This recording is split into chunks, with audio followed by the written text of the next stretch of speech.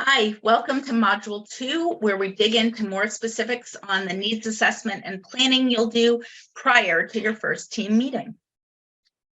In this module, we'll spend time walking through Tier 1 initial information, discussing initial communication and relationship building pieces, and clarifying next steps. So looking at the steps to take in advance so you're ready to go at your meetings. As a reminder, the LAPG is designed to help support problem solving through each tier of the multi-tiered system of supports. In particular, the purpose again is so that schools engaging in this process and with this tool develop a robust multi-tiered system of support to help with better identification of students with dyslexia by removing barriers to literacy development, which in turn is good for all students. The power of the LAPG is when it is used for effective problem solving and not just as a checklist.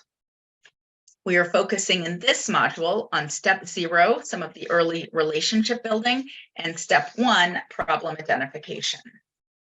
There are 3 pieces of information you must collect and organize before your first meeting because they are directly recorded on the LAPG.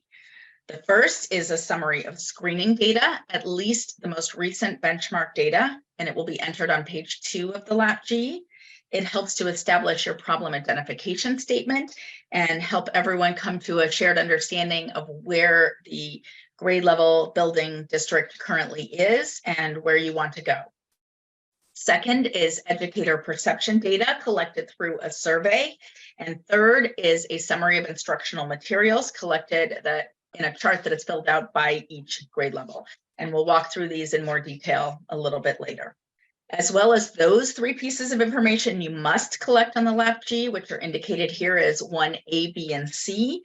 There are other optional pieces of information you can gather. They would be helpful to you. So you need to use your professional judgment in deciding which of these would be helpful based on the amount of background knowledge you already have about the organization and input from others. In the guidance document, this section begins with the following statement. Prior to meeting with the grade level team to conduct collaborative problem solving, the facilitator should collect initial information that will help shape the questions to ask the team. The list below indicates potential areas in which to gather information. For each of these options, the guidance document provides background information, where to find additional information, and how to record this information or think about it with regard to problem solving meetings and grade level team meetings.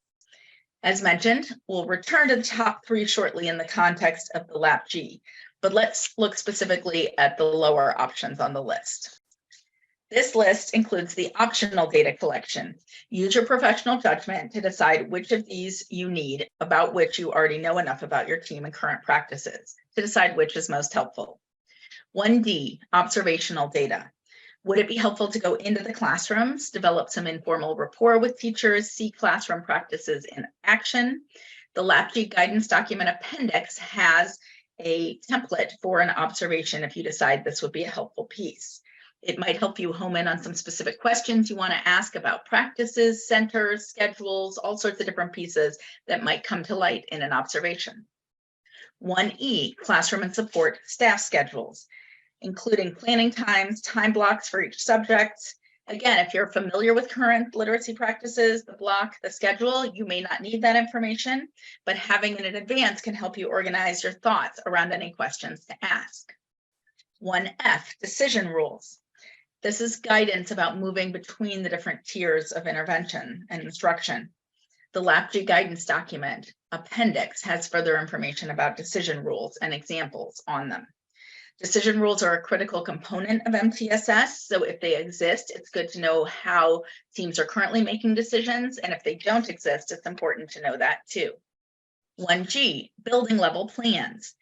Knowing what other plans already exist in the district, the school, and at grade levels can be really important to helping understand how this work will integrate with what's already happening for teachers and what they are already expected to be responsible for. 1H, attendance or mobility data. As these are factors that often come up in conversations and concerns when looking at data, it can be helpful to gather this information in advance. 1I, RTFI data. The RTFI is the Reading Tiered Fidelity Inventory. It is data examining systems that are in place, tiers of support, teams that already exist, etc. Knowing what data have already been collected regarding specific literacy practices and systemic literacy practices can help to guide next steps and questions you might want to ask about specific details in each tier. And finally, 1J, informal conversations. Who are those in other support roles from whom you might be able to gather more information? And a little bit more on this on the next slide here. So communication early on and throughout the process is really critical to effective problem solving, planning, and true continuous improvement. Early in this process, consider how to ensure that all stakeholders are aware of the process and understand the intent. Also consider how to make sure all relevant voices have been heard, data are gathered across the board so you have all the information you need to fully represent the system as you're trying to work with a team to make decisions. We suggest starting with a leadership team meeting in which you outline the entire process, the why, the what, and the how. This can be followed with a short staff meeting in which you review an overview of the process, give staff an idea of timelines, and again, review the why, the what, and the how for all staff. In the guidance document appendix, there is a one-pager overview of this process that you can take and adapt to meet your needs, but to just be able to share a little bit of information is really important up front. Finally, consider who else it would be important to talk to behind the scenes as you're going and gathering information before you meet with the teams. Are there formal and informal teacher leaders? Are there intervention specialists, related service providers, outside or external consultants working with the building who would have helpful information to help you understand the current context and what kind of questions might be important to really digging into understanding the current systems of literacy supports that are in place? The guidance document also includes some prompts for these informal questioning sessions or informal conversations just to help you get started with things you might want to ask. Again, the degree to which you engage in each of these communication pieces depends on your current role and knowledge of the system, as well as staff knowledge of the plan. But at a minimum, you want to make sure all educators are involved, aware of the process, the why of the process, and the commitment that's required to ensure that you have smooth work moving forward. Now we're going to move into the LAPG so I can show you some of these pieces on the actual document just to help you orient to these first steps. All right, so first on the LAPG, you can see here there's an initial page of overview information, and it includes the list we just looked at of these initial pieces you may want to collect, and also thinking about who you want to be participants on your team. So just some upfront information to be thinking about as facilitator. On the LAPG, page 2 is a place to record benchmark data.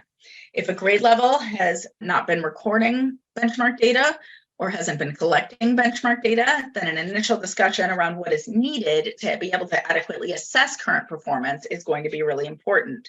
This will indicate a need for assessment conversations as a starting place. Some systems, such as Acadience, DIBELS, AimsWeb Plus, present data in a format that make it pretty easy to copy the data onto this form to show what percent across different grade levels are at, below, or well below benchmark.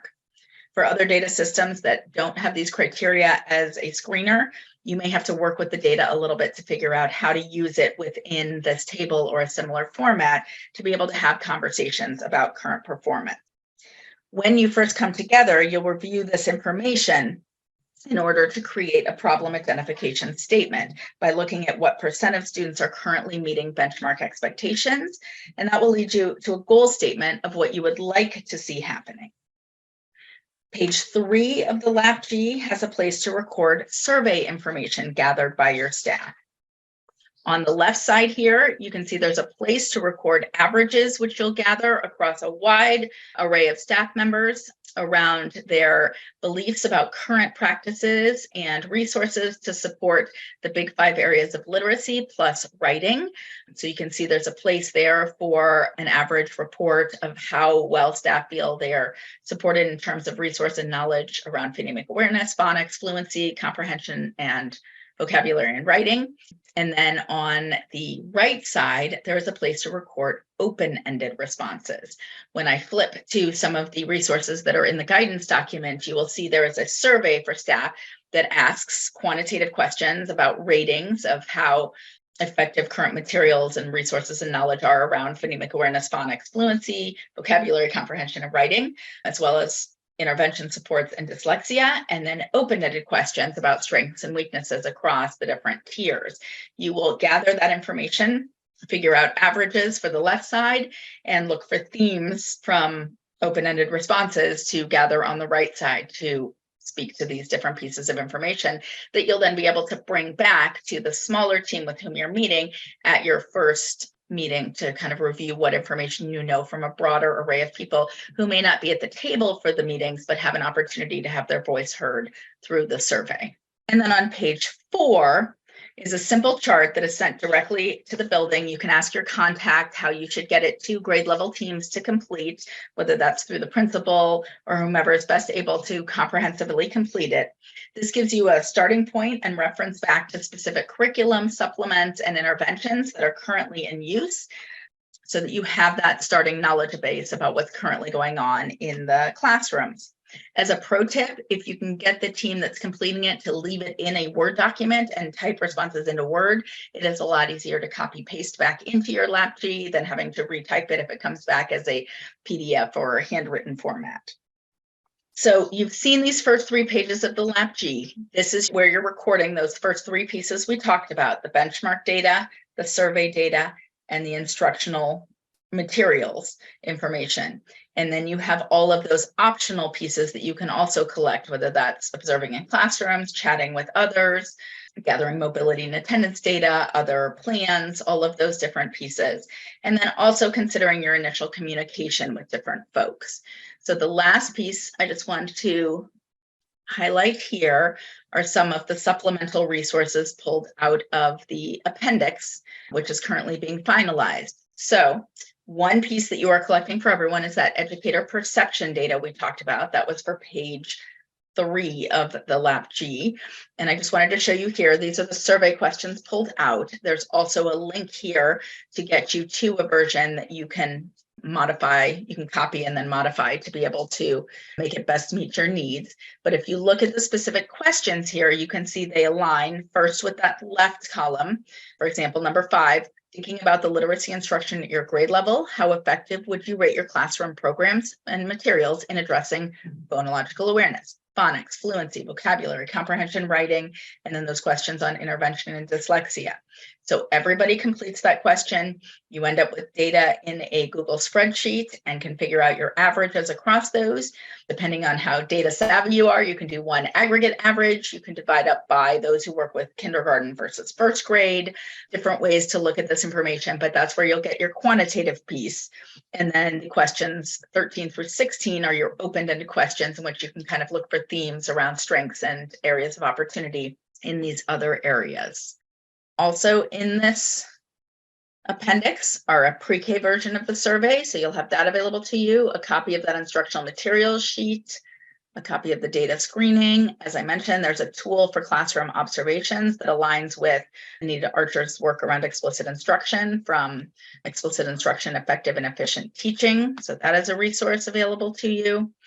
There is also a pre-K version of that. Sample decision rules, as I mentioned, as an appendix. And then I'm going to flip back up to the top here. There are also, as I mentioned, some tools to help with those initial communications. So initial communication with the school contacts to figure things out. The one-page brief description to share with staff is an available resource for you, and conversation prompts for those informal conversations you may want to have.